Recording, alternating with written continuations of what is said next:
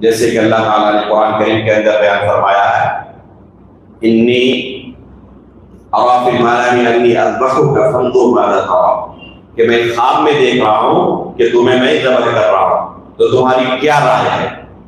تو یہ حکم ابراہیم علیہ السلام کو خواب کی حالت میں آیا تھا۔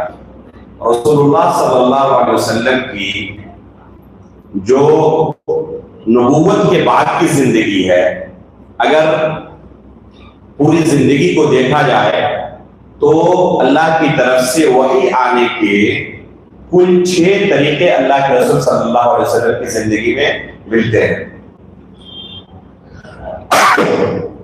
پہلا طریقہ ہے سچے خواب کا آنا، جیسے کہ گزشتہ کل بیان کیا گیا تھا کہ اللہ کے رسول کو تقریباً 6 مہینے تک سچے خواب نظر آتے تھے۔ جو کچھ آپ خواب میں دیکھتے اسی طرح حقیقی زندگی میں وہ چیز نظر آ جاتی ہے۔ تو یہ وحی کی پہلی قسم ہے۔ دوسری قسم ہے کہ فرشتہ آپ کے دل کے اندر کوئی بات ڈال دیتا، خود آپ کے پاس انسان کی شکل میں یا کسی دوسری شکل میں آ کر آپ سے مخاطب ہو، کلام کرے، ایسا نہیں، بلکہ آپ کے دل کے اندر اس بات کو ڈال دیتا۔ جیسے کہ رسول اللہ صلی اللہ علیہ وسلم فرماتے ہیں ان روح القدس نفث فی روعی انه لن تموت نفس حتى تستكمل رزقها فاتقوا الله واجملوا في الطلب۔ یہ حدیث جو ہے، یہ حدیث اللہ کے رسول صلی اللہ علیہ وسلم بیان فرماتے ہیں کہ جبریل امین میرے پاس آئے اور میرے دل کے اندر انہوں نے یہ بات ڈال دی۔ وہ بات کون سی تھی کہ کوئی شخص اس وقت تک وفات نہیں پا سکتا جب تک کہ اپنے رزق کو مکمل نہ کر لے۔ جو اللہ رب العالمین نے اس کی تقدیر میں رزق لکھ کر رکھا ہے کہ اتنا رزق وہ حاصل کرے گا، جب تک کہ اپنے رزق کو مکمل نہ کر لے اس سے پہلے وہ وفات نہیں پا سکتا۔ تو یہ حدیث جو اللہ کے رسول نے بیان کی ہے وہ کس طرح بیان کی ہے؟ فرماتے ہیں کہ روح القدس جبریل امین علیہ السلام نے میرے دل کے اندر یہ بات ڈال دی تھی۔ تو وحی کی یہ قسم ہے کہ اللہ کے رسول کے دل میں جبریل امین علیہ السلام کوئی بات ڈال دے۔ تیسری قسم ہے کہ کسی انسان کی شکل میں اللہ کے رسول کے پاس جبریل علیہ السلام آئے اور پھر آپ کے اوپر اللہ کی طرف سے وحی نازل کرے۔ جیسے کہ حدیث جبریل جو مشہور ہے، صحیح مسلم کی پہلی حدیث، کہ جبریل علیہ السلام آئے ایک انسان کی شکل میں اور ان کے چہرے کو کوئی پہچانتا نہیں تھا مجلس میں، ایک اجنبی تھے تمام لوگوں کے لیے، حالانکہ شدید و بیاض الثیاب شدید و سواد الشعر لا یرا علیہ اثر السفر۔ عمر بن خطاب رضی اللہ عنہ فرماتے ہیں کہ ایک دم بالکل سفید لباس پہنے ہوئے، بال انتہائی کالے اور پورے جسم پر سفر کا کوئی اثر بھی نہیں دکھائی دیتا تھا۔ ظاہر سی بات ہے کہ جب وہ مسافر نہیں ہے تو ہمارے درمیان میں ہی کوئی شخص ہے، لیکن لا يعرفه منا احد، ہم میں سے کوئی ان کو نہیں پہچانتا۔ تو ہمیں بڑا تعجب ہوا کہ ہم میں سے کوئی پہچانتا بھی نہیں، بظاہر مسافر ہے، یہ باہر سے آئے ہوئے ہیں، لیکن ان کے چہرے پر، ان کے جسم پر سفر کا کوئی اثر دکھائی نہیں دیا۔ انہوں نے پھر اللہ کے رسول سے سوال کرنا شروع کیا، اسلام کیا ہے، ایمان کیا ہے، احسان کیا ہے، قیامت کب قائم ہوگی، اس کی کیا علامتیں ہیں۔ یہ سب کچھ ہونے کے بعد جب چلے گئے تو اللہ کے رسول نے پوچھا یا عمر اتدری من السائل، اے عمر تمہیں پتا کہ یہ سائل کون تھے جو ابھی سوال کر رہے تھے؟ تو انہوں نے کہا اللہ و رسول اعلم، ہم کیا جانے، اللہ اس کے رسول زیادہ بہتر جانتے ہیں۔ تو اللہ کے رسول نے کیا فرمایا؟ فَإِنَّهُ جِبْرِيلٌ أَتَاكُمْ يُعَلِّمُكُمْ دِينَكُمْ، یہ جبریل علیہ السلام تھے جو تمہیں تمہارا دین سکھانے کے لیے آئے تھے۔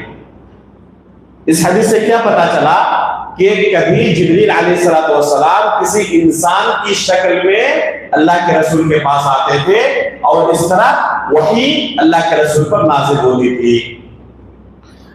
سنن نسائی کی ایک روایت ہے کہ اکثر و بیشتر جب انسان کی شکل میں آتے تو دحیہ کلبی رضی اللہ تعالیٰ عنہ کی شکل میں جبریل امین علیہ السلام آتے تھے. ہمیشہ نہیں، اکثر و بیشتر دحیہ کلبی رضی اللہ تعالیٰ عنہ صحابی رسول ہے، ان کی شکل میں جبریل علیہ السلام آتے تھے اکثر و بیشتر. تو یہ وحی کی تیسری قسم ہے. چوتھی قسم ہے کہ گھنٹی بجنے کی طرح آواز ہوتی. دوسرے صحابہ کرام بھی اس آواز کو سن پاتے، گھنٹی بجنے کی طرح آواز ہوتی. وحی کی تمام قسموں میں یہ قسم اللہ کے رسول پر سب سے زیادہ گرا ہوتا تھا، یہ سب سے زیادہ سخت ہوتا تھا. یہاں تک کہ حدیث کے اندر آتا ہے کہ سخت سردی کے عالم میں بھی وحی کی سختی کی وجہ سے اللہ کے رسول پسینے سے تربتر ہو جاتے. یہاں تک کہ کبھی اگر سواری پر ہوتے تو سواری یہ بوجھ برداشت نہ کر پانے کی وجہ سے بیٹھ جاتی. اللہ رب العالمین نے وحی کی ایک صفت یہ بیان کیا ہے کہ وحی ثقیل ہے، قولا ثقیلا. اللہ رب العالمین نے اس کی صفت بیان کی ہے کہ وحی کیا ہے، یہ ثقیل ہے. اسی سے علماء نے استدلال کیا ہے کہ شریعت کا جو علم ہے، جو اللہ کی طرف سے حقیقت میں وحی ہے، یہ آسان نہیں ہے. اسے اٹھانے کے لیے بڑے صبر کی ضرورت ہے، بڑی مدت لگانے کی ضرورت ہے. اس کے بعد اس شریعت کو اور اس علم کو حاصل کیا جا سکتا ہے. اگر کوئی چاہے کہ فوراً 2-4 دنوں کے اندر وہ عالم دین بن جائے اور اس شریعت کا عالم ہو جائے، یہ ممکن نہیں ہے. اس کے لیے بڑے صبر تحمل کی ضرورت ہے، ایک مدت تک محنت کی ضرورت ہے، اللہ رب العالمین سے دعا اور توفیق طلب کرنے کی ضرورت ہے. اس کے بعد اسے تھوڑا سا علم حاصل ہوگا. تو وحی کی ایک صفت کیا بیان کی گئی ہے کہ یہ ثقیل ہے، یہ بھاری ہے، وزنی ہے. تو یہ ایک صفت تھی، ایک قسم تھی وحی کی کہ گھنٹی بجنے کی طرح آواز آتی. پانچویں قسم یہ ہے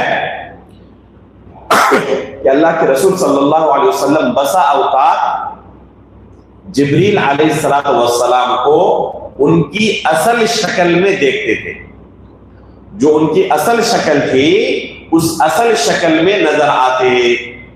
جیسے کہ سورۃ النجم کے اندر اللہ رب العالمین نے بیان کیا ہے کہ 2 مرتبہ اللہ کے رسول نے اصل شکل میں جبریل علیہ السلام کو دیکھا. اور چھٹی اور آخری قسم ہے کہ اللہ رب العالمین رسول اللہ صلی اللہ علیہ وسلم کے ساتھ بغیر کسی فرشتے کے واسطے کے ڈائریکٹ کلام کرتے. اور یہ کب ہوا ہے؟ معراج کی رات. معراج کی رات، جس رات اللہ کے رسول صلی اللہ علیہ وسلم کو مکہ مکرمہ سے بیت المقدس تک سفر کر کے لے جایا گیا، اور پھر وہاں سے پہلے دوسرے کر کے تیسرے کر کے اس طرح 7ویں آسمان تک پہنچے، یہاں تک کہ اللہ رب العالمین سے ہم کلام ہوئے. اور 50 نمازیں اللہ رب العالمین نے فرض کی. اللہ کے رسول درخواست کرتے رہے یہاں تک کہ آخر میں 5 نمازوں کو باقی رکھا. تو یہ واقعہ جو ہوا ہے، اللہ کے رسول صلی اللہ علیہ وسلم اللہ رب العالمین کے ساتھ بغیر کسی واسطے کے، فرشتے کے واسطے کے ہم کلام ہوئے ہیں. تو یہ وحی کی چھٹی قسم ہے. تو کسی بھی طریقے سے اللہ کے رسول کے پاس وحی آئے وہ برحق ہے، وہ دین کا حصہ ہے، چاہے اس کی کوئی بھی شکل ہو، اس کی کوئی بھی صورت ہو. اللہ کے رسول صلی اللہ علیہ وسلم کو جب یہ وحی نازل ہوئی تو رسول اللہ صلی اللہ علیہ وسلم گوشت کل بیان کیا گیا تھا، کچھ مدت کے لیے وحی رک گئی تھی. پھر دوبارہ سورۃ المدثر سے وحی کے نزول کا سلسلہ شروع ہو گیا، اور اللہ کے رسول کو باضابطہ یہ حکم دیا گیا کہ اب آپ دین کی دعوت و تبلیغ کا کام شروع کریں. قم فانذر، اے رسول آپ کھڑے ہو اور لوگوں کو ڈرانا شروع کریں، اللہ رب العالمین کے عذاب سے لوگوں کو دین کی طرف دعوت دینا شروع کریں. رسول اللہ صلی اللہ علیہ وسلم اس کے بعد دین کی دعوت شروع کرتے ہیں، لیکن انتہائی رازدارانہ طریقے سے، انتہائی خفیہ طریقے سے، چپکے علانیہ نہیں. شروع میں وہی دعوت و تبلیغ کی جو کیفیت رہی ہے وہ سری رہی ہے، خفیہ طریقے سے رہی ہے.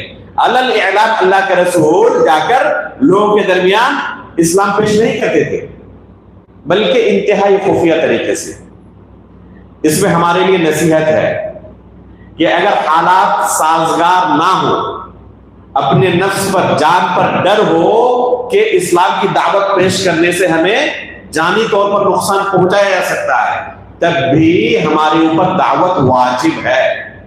جس طریقے سے ہم دوسروں تک دعوت پہنچا سکے، یہاں تک کہ خفیہ طریقے سے بھی کسی ایک دو شخص سے خفیہ طریقے سے اگر ہم بات کر سکتے ہو تو وہ بھی ہمارے اوپر واجب ہے۔ ایسا نہیں کہ اس وقت ہم سے دعوت کیا ہے معاف کر دی جائے اور ہم آرام سے بیٹھے رہے۔ دعوت واجب ہے، دوسروں کو دین کی دعوت پہنچانا۔ اللہ کے فضل و کرم سے ایسے حالات نہیں آئے ہیں، لیکن اگر ایسے حالات بھی آئے تب بھی اللہ کے رسول کی زندگی میں ہمارے لیے دلیل موجود ہے کہ ایسے موقع پر کیسے ہمیں دین کو پھیلانا ہے۔ تو رسول اللہ صلی اللہ علیہ وسلم دین کی نشر و اشاعت میں اس طریقے سے خفیہ طور پر مشغول رہے، یہاں تک کہ اللہ کے رسول کی کوشش سے بہت سارے لوگ اسلام کے اندر داخل ہو گئے۔ لوگوں کا اسلام کے اندر داخل ہونا جاری رہا۔ سب سے پہل جن لوگوں نے اسلام قبول کیا وہ کون تھے؟ آپ کی زوجہ محترمہ خدیجہ رضی اللہ تعالی عنہ، اسی طرح ابو بکر صدیق رضی اللہ تعالی عنہ اور ان کی اہلیہ بھی، بلکہ بعض روایتوں کے اندر ملتا ہے کہ ان کا پورا خاندان، ان کا پورا گھرانہ اسلام کے اندر داخل ہو گیا تھا۔ ان کے والد البتہ آخری زمانے میں اسلام کے اندر داخل ہوئے۔ ابو قحافہ، ابو بکر صدیق رضی اللہ تعالیٰ عنہ کے والد ہیں، یہ آخری وقت اسلام کے اندر داخل ہوئے۔ ان کا ایک واقعہ بہت مشہور ہے، جب اسلام کے اندر داخل ہوئے تو تب اپنے بیٹے ابو بکر صدیق رضی اللہ تعالیٰ عنہ کو کہتے ہیں کہ کسی جنگ میں، غالباً غزوہ احد یا بدر کی بات ہے، ایک موقع ایسا آیا تھا کہ آپ بالکل میرے تلوار کے زد میں تھے، اگر بیٹے کی محبت نہ ہوتی تو آپ کا کام میں تمام کر دیتا۔ ابو بکر صدیق رضی اللہ تعالیٰ عنہ جواب میں فرماتے ہیں کہ اللہ کا شکر ہے کہ یہ معاملہ میرے ساتھ نہیں ہوا تھا، اگر آپ میری تلوار کے زد میں ہوتے تو میں کچھ بھی نہیں دیکھتا اور تلوار چلا دیتا۔ یہ ہے حقیقت میں اسلام کی محبت، الحب فی اللہ والبغض فی اللہ، محبت اللہ کے لیے، نفرت اللہ کے لیے، یہ ایمان کا اعلیٰ درجہ ہے۔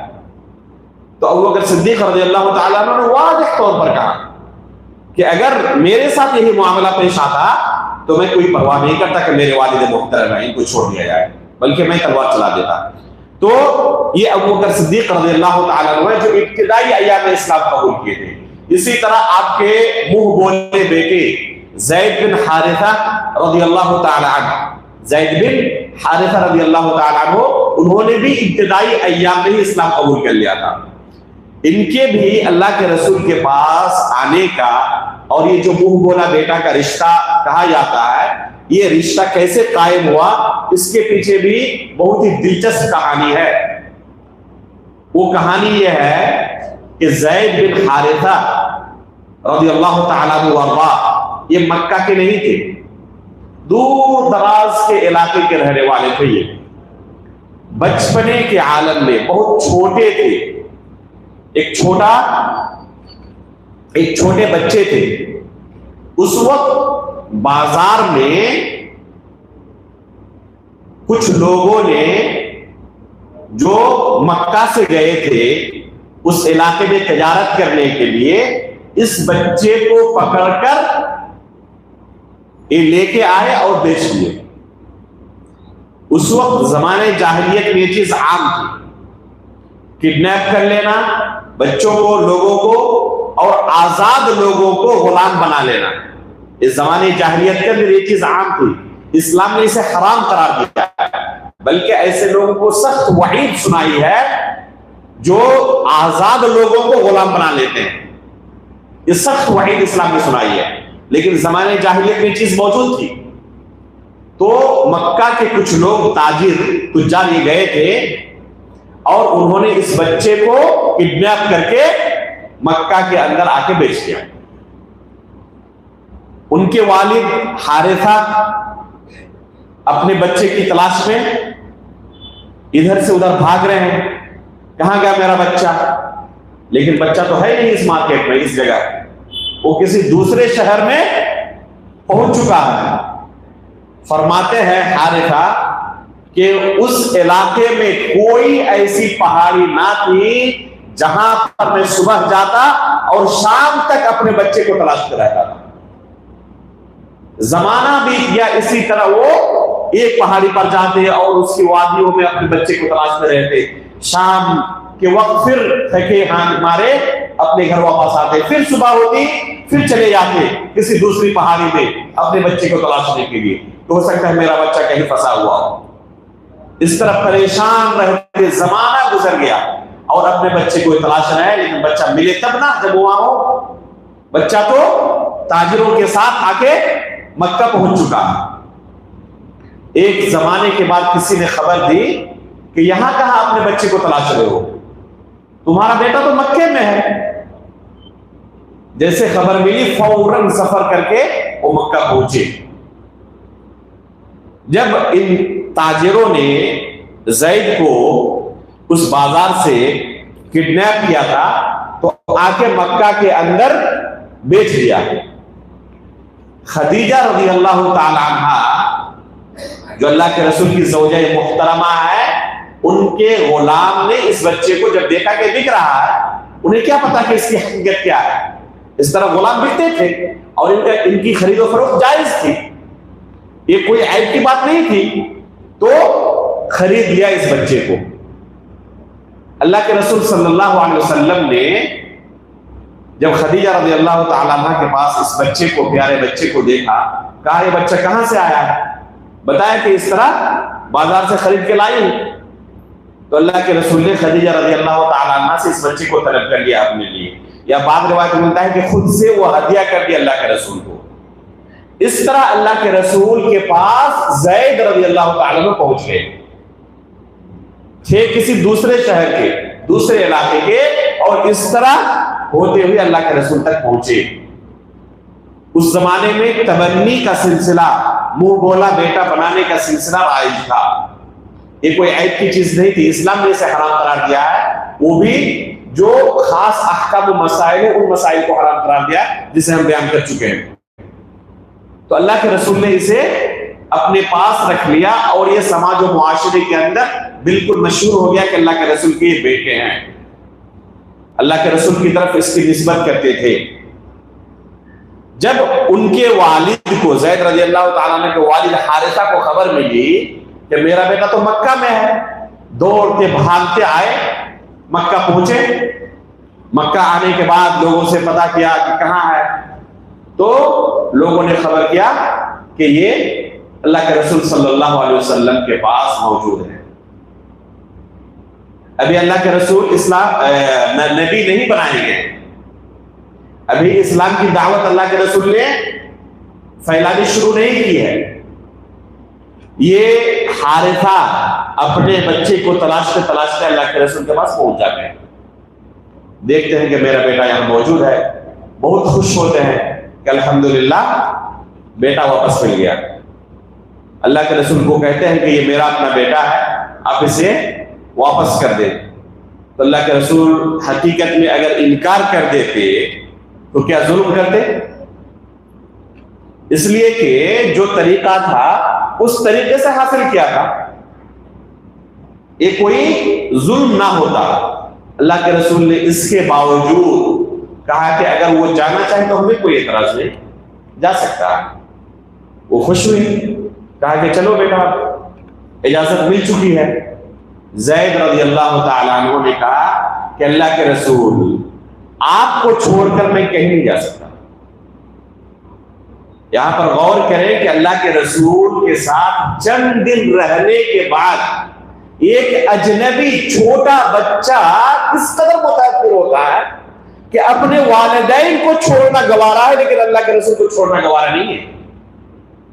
یہ ہے اللہ کے رسول صلی اللہ علیہ وسلم کا اخلاق اور کردار کہ ایک اجنبی بھی غلام بن کر اگر اللہ کے رسول کے پاس آتا ہے تو اللہ کے رسول کے اخلاق و کردار سے اس قدر متاثر ہوتا ہے کہ اپنے والدین کو چھوڑنا گوارا ہے، لیکن اللہ کے رسول کو چھوڑنا گوارا نہیں۔ تو یہ تھے زید رضی اللہ تعالیٰ عنہ. جب اللہ کے رسول کو نبوت ملی، اللہ کے رسول نے اپنی نبوت کا اعلان کیا، لوگوں کو اپنی دین کی طرف بلایا، تو زید رضی اللہ تعالیٰ عنہ سب سے پہلے اسلام قبول کرنے والوں میں سے تھے. یہ ہے زید بن حارثہ. ان کا ایک بیٹا اسامہ بہت معروف ہے، اسامہ بن زید. اللہ کے رسول صلی اللہ علیہ وسلم کی وفات جب ہوئی تو وفات سے پہلے آخری لشکر جو اللہ کے رسول نے تیار کیا تھا وہ کون سا تھا؟ وہ یہی اسامہ رضی اللہ تعالیٰ عنہ کا لشکر تھا جسے اللہ کے رسول بھیج نہیں سکے. وفات ہو گئی، ابو بکر صدیق رضی اللہ تعالیٰ عنہ خلیفہ بنائے گئے، اور سب سے پہلا کام یہ کیا کہ اللہ کے رسول نے جس لشکر کو تیار کیا تھا، جس کے سپہ سالار کون تھے، کمانڈر کون تھے؟ اسامہ بن زید رضی اللہ تعالیٰ عنہ. ابو بکر صدیق رضی اللہ تعالیٰ عنہ نے سب سے پہلے اس قافلے کو روانہ کیا کہ اللہ کے رسول کا مشن تھا یہ، اس لیے سب سے پہلا کام یہ ہوگا کہ اس لشکر کو روانہ کیا جائے. تو یہ ہے زید، اور یہ ہے ان کے لخت جگر اسامہ بن زید رضی اللہ تعالیٰ عنہ. انہی کے بارے میں بہت ساری حدیثیں موجود ہیں. زید رضی اللہ تعالیٰ عنہ نے ہی زینب رضی اللہ تعالیٰ عنہ سے شادی کی تھی. یہ اللہ کے رسول کے منہ بولے بیٹے تھے، اور زینب رضی اللہ تعالیٰ عنہ سے شادی ہوئی تھی، لیکن نباہ نہیں ہو سکا اور دونوں کے درمیان جدائی ہو گئی. دونوں کے درمیان جدائی ہو گئی، جس کو اللہ رب العالمین نے قرآن کریم کے اندر بیان کیا ہے. فَلَمَّا قَضَىٰ زَيْدٌ مِّنْهَا وَطَرًا زَوَّجْنَاكَهَا، کہ جب زید رضی اللہ تعالیٰ عنہ سے زینب کی جدائی ہو گئی، اللہ رب العالمین فرماتے ہیں کہ اے رسول، ہم نے آپ کی شادی زینب سے کرا دی. تو زینب ام المؤمنین رضی اللہ تعالیٰ عنہ جو اللہ کے رسول کی زوجہ محترمہ ہے، پہلے کن کی زوجیت میں تھی؟ اسی زید رضی اللہ تعالیٰ عنہ کی زوجیت میں. یہاں اللہ رب العالمین کی حکمت اور مصلحت دیکھیں کہ اپنے منہ بولے بیٹے کی منکوحہ سے، مطلقہ سے اللہ کے رسول شادی کر رہے ہیں. یہ اہل عرب کے مابین بہت عیب کی چیز تھی. اس رسم کو ختم کرنے کے لیے اللہ رب العالمین نے اپنے رسول کو چنا تاکہ یہ چیز مسلمانوں کے درمیان بالکل ختم ہو جائے اور اسے کوئی عیب نہ سمجھے، اسے کوئی عیب نہ سمجھے، کیونکہ شرعی طریقے سے اس نکاح میں کوئی حرج نہیں ہے. زینب رضی اللہ تعالیٰ عنہ اپنی دوسری سوکنوں پر اپنے شرف کو بیان کرتے ہوئے کہتی کہ تمہاری شادیاں تمہارے والدین نے اللہ کے رسول کے ساتھ کی ہیں، لیکن میری شادی اللہ رب العالمین نے 7ویں آسمان سے اللہ کے رسول کے ساتھ، میرے ساتھ اللہ کے رسول کے ساتھ کی ہے. تو یہ تھے زید رضی اللہ تعالیٰ عنہ جن کی زندگی میں بہت ساری کہانیاں ہیں. تو یہ سب سے پہلے پہل اللہ کے رسول صلی اللہ علیہ وسلم پر ایمان لانے والوں میں سے تھے. اسی طرح سعد بن ابی وقاص رضی اللہ تعالیٰ عنہ اللہ کے رسول پر سب سے پہلے اسلام لانے والوں میں سے تھے. بلکہ وہ کہتے تھے کہ جس وقت میں اسلام لایا تھا میں تیسرا شخص تھا اسلام کا. جس وقت میں نے اسلام قبول کیا تھا میں اس وقت تیسرا شخص تھا. اس وقت مسلمانوں کی تعداد 3 تھی،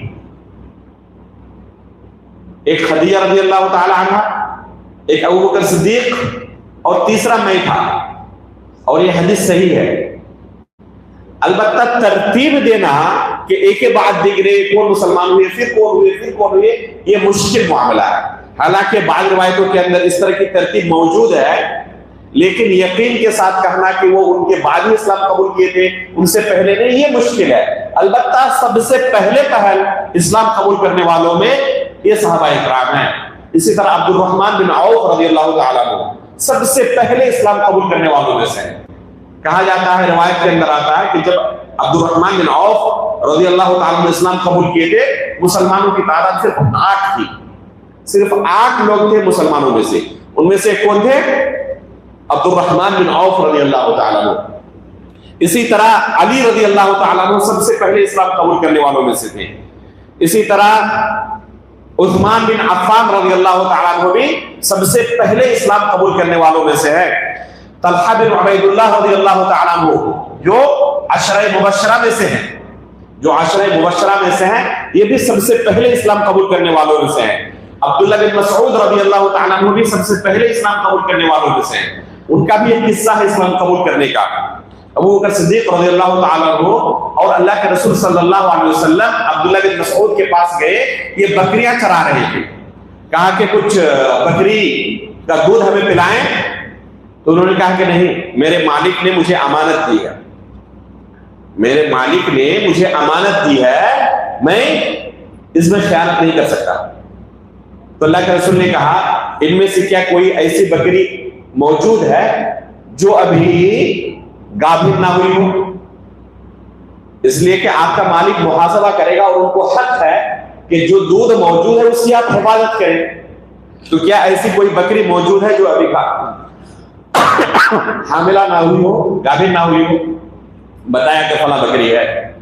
تو اللہ کے رسول نے اس کے تھن پہ جا کے ہاتھ مارا اور وہاں سے ایک دم پورا تھن دودھ سے بھر گیا اور پیٹ بھر کر اللہ کے رسول اور ابو بکر صدیق رضی اللہ تعالیٰ عنہ دودھ پیے۔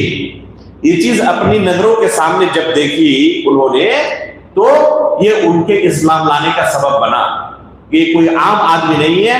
پھر اسلام کے بارے میں معلومات حاصل کی، اللہ کے رسول کے پاس گئے اور قرآن کی آیتیں سنی اور پھر اس کے بعد وہ اسلام قبول کیے۔ تو یہ واقعہ عبداللہ بن مسعود رضی اللہ تعالیٰ عنہ کی اسلام لانے کے تعلق سے موجود ہے۔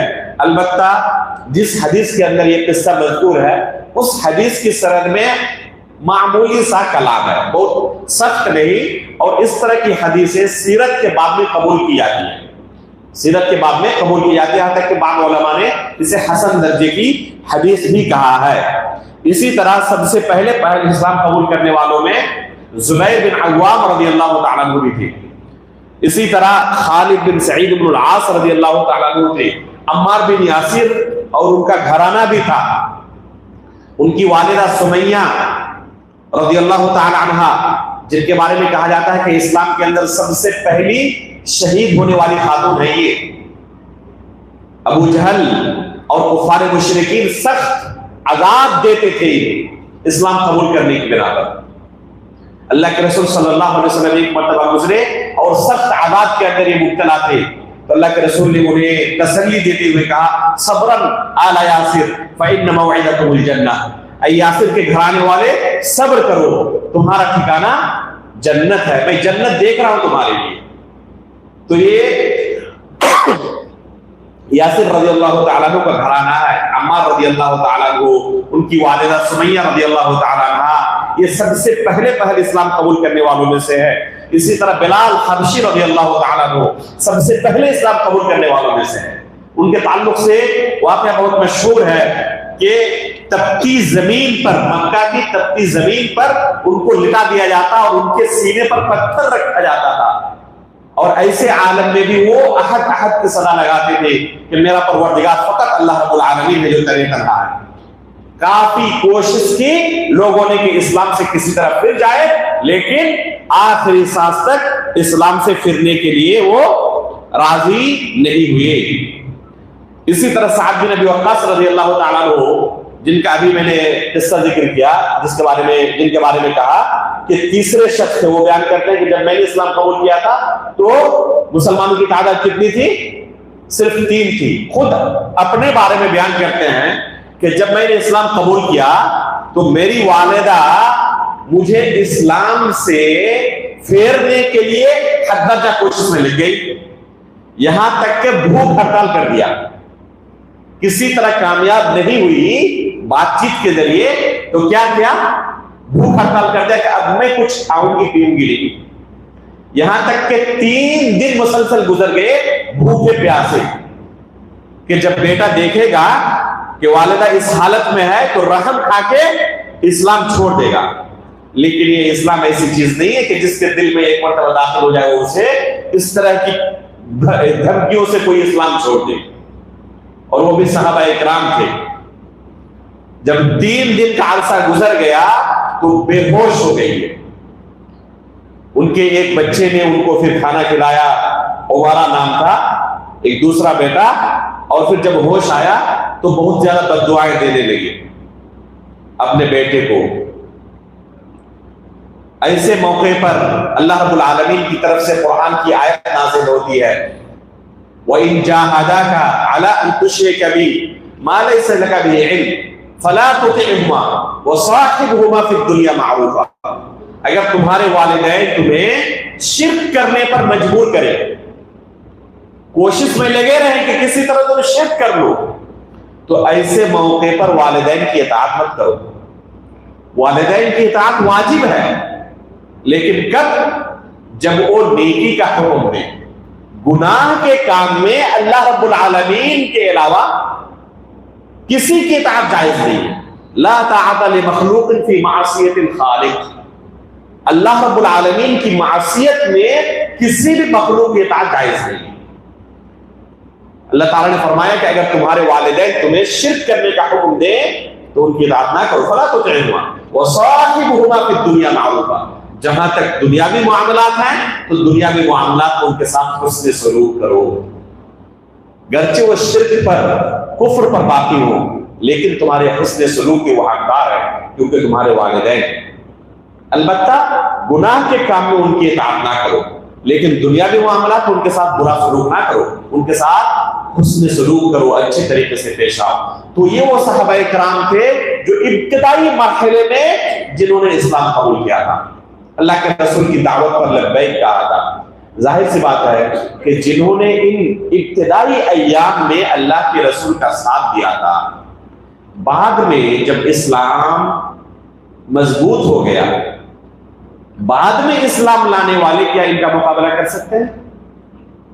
اللہ رب العالمین نے اسی چیز کو قرآن میں بیان کیا ہے کہ السابقون الاولون جو ہیں، جنہوں نے سب سے پہلے اسلام قبول کیا ہے، اللہ کے رسول تنے تنہا تھے جب انہوں نے ساتھ دیا تھا، بعد میں اسلام قبول کرنے والے ان کا مقابلہ نہیں کر سکتے۔ گرچہ سب کے لیے جنت ہے، لیکن جو ان کا مقام و مرتبہ ہے، بعد میں آنے والے مقام و مرتبہ نہیں پا سکتے۔ انہوں نے اس وقت اللہ کے رسول کا ساتھ دیا تھا جب اللہ کے رسول سہارے کے محتاج تھے۔ تو یہ تھا اسلام کی دعوت کا پہلا مرحلہ، سری دعوت۔ اس کے بعد جو دوسرا مرحلہ آیا، انشاءاللہ آئندہ کل اس کے بارے میں تفصیل کے آپ کے سامنے گفتگو کریں گے۔ جب یہ سری دعوت کا ماحول ختم ہو گیا، اللہ کی طرف سے یہ حکم دیا گیا کہ اللہ کے رسول اب اپنے رشتہ داروں کے درمیان حلال اعلانات اسلام کو پھیلائیں، ان کے درمیان بیان کریں کہ میں اللہ کا رسول ہو چکا ہوں اور مجھے اسلام کی طرف دعوت کا حکم دیا گیا۔ تو اس کے بعد پھر کیا ہوا؟ قبیلے والوں نے، رشتہ داروں نے اللہ کے رسول کے ساتھ کیا سلوک کیا، اس کے بعد دعوت کے اور کیا مراحل آئے، انشاءاللہ آئندہ کل کے درس میں اس کی تفصیل آپ کے سامنے رکھی جائے گی۔ اللہ رب العالمین سے دعا ہے کہ اللہ رب العالمین سیرت رسول سے ہمارے لیے جو نصیحت کی چیزیں ہیں ان سے نصیحت حاصل کرنے کی ہمیں توفیق عطا فرمائے۔ آمین تقبل رب العالمین، وصلی اللہ علی نبینا محمد۔